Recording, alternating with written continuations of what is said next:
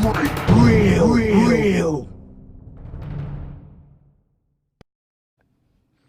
Welcome to Straight Real, where I give it to you straight. I'm your host, King J. So right now I wanted to give you my take on the racial tensions that's been going on in America regarding the death of Philando Castile and Alton Sterling. When I saw those videos, one thing I saw was the disregard for another black life, which is heartbreaking to say the least. But right now, I think racial tensions in America is at such a high level where pretty much anything can happen. Now we have a situation where 5 Dallas police officers were murdered, and 3 were murdered in Baton Rouge, and a few more, I believe, were wounded. And this is what I talked about in one of my other videos. Basically, we're at the point now where now you got vigilantes out here killing cops. And I think what it is a situation of violence. It's a violent atmosphere that we've created. And it's America that's created this environment. I mean, at the end of the day, it's us that's reacting to it. Because I see a lot of whites out here and a lot of right-wing groups trying to label the Black Lives Matter group as a terror or a terrorist group, which that kind of confuses me, because I'm like, how in the world can you slaughter people for centuries and kill people in the streets and get off scot-free and then turn around and say they're a terrorist group for trying to defend themselves?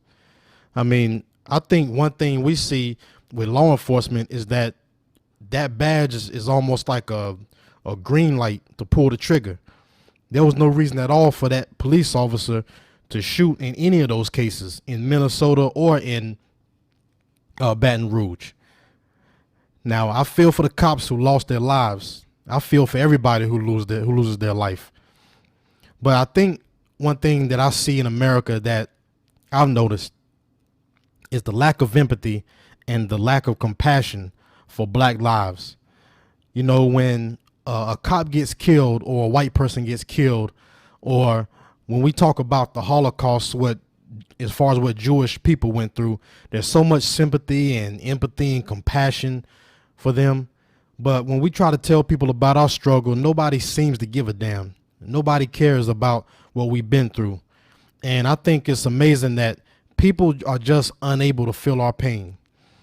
And to tell you the truth, I don't think marching and protesting is really going to solve the problem, because you can't go to other people asking them to give you fairness and equality.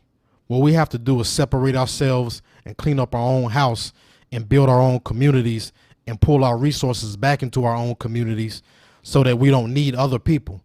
We're the only race on the face of this earth that depends on other people for resources and to put food on our table. And I think it's that time now where we start looking to each other instead of looking in other places. I looked at the news and I saw Atlanta.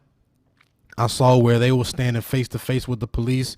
And, you know, these are the same things that were going on in the 50s and 60s. But now it's at a much higher level, because you're dealing with a generation that's not afraid of anything. My generation, not afraid of the cops. They're not even afraid to die. And when you have somebody that's ready to die for what they believe in, that's what you call a revolution. You can't just go around throwing around the word revolution, because it means that you're willing to die for what you believe in, for your principles. And the word revolution comes from the word revolve, which means to turn around, which means that just as in the Bible, it says the head will become the tail will become the head. And so I see everything that's going on right now, and I kind of saw this coming. I knew that things would get worse before they got better for us. And right now, things are at such a severe level and such a serious level that I don't know where we go from here. We got the president on the sideline making his political statements. We got whites and right-wing groups, you know, making their remarks, saying that blacks are racist, Black Lives Matter caused all this to happen, or what have you. So we also have the police department who's saying that if you're pro Black Lives Matter, then that must mean that you're anti-police. That means you're automatically against the police, which I don't see how that could happen. I think it is possible to walk and chew gum at the same time. You can be both at the same time. Because when someone puts a bullet in us, nobody seems to care. When somebody puts a bullet in us, they say, oh, he must have been doing something wrong. What was he doing? And they still try to find reasons or to justify the killing of an unarmed person. And then their favorite argument is always black on black crime. Well, look at all this black on black crime. Blacks kill other blacks. So that means, does that mean that it's okay for cops to kill us because blacks kill other blacks?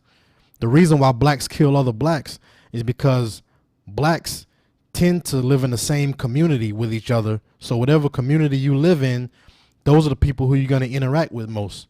White on white crime happens too, just like Latino on Latino crime. The community you live in and the people you are around, those are the people you're most likely going to commit crimes against. And black on black crime is a problem. It's a big problem. But at the same time, you have to look at it like this. Look at the reality. When a black person kills another black person, they go to jail. They're held accountable for it. They're held responsible to the fullest extent of the law. And number two, police officers are sworn to uphold and protect and serve. They're sworn to uphold the law. And there's public servants. You can't have public servants who we pay with our tax dollars going around shooting us down. We represent the public too. We're not some other group of people. The last time I checked, Baltimore was in America. Chicago was in America. Detroit is in America. Philly is in America.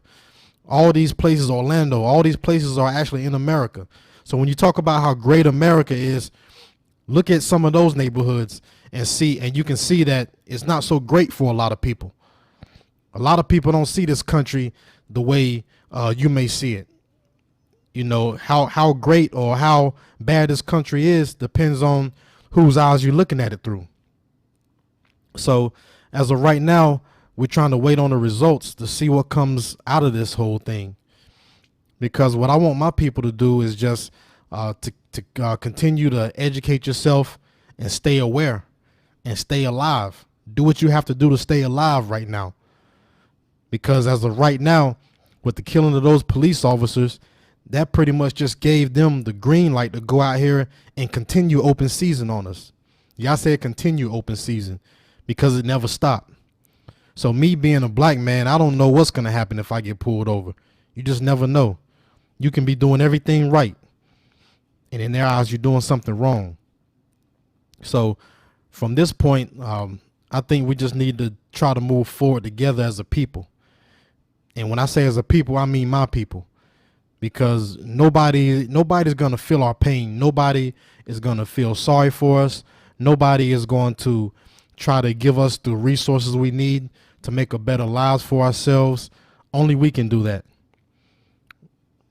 No one's going to give us an opportunity. We have to go out here and create our own opportunities.